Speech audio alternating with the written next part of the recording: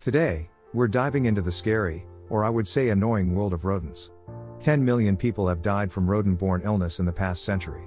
Although rodents are not a daily health risk, there is a great potential for rodents to transmit diseases to you and your family if they enter your home looking for food and shelter.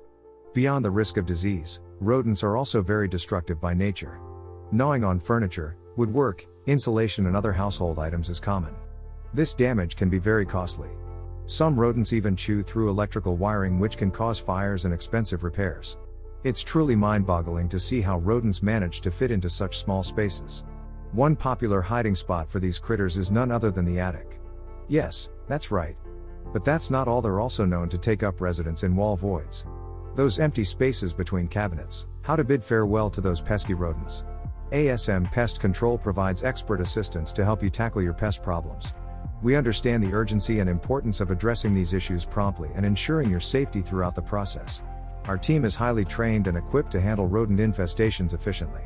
Stay tuned as we share valuable insights and tips on how to deal with pests effectively. Remember to like and subscribe to our channel for more helpful content.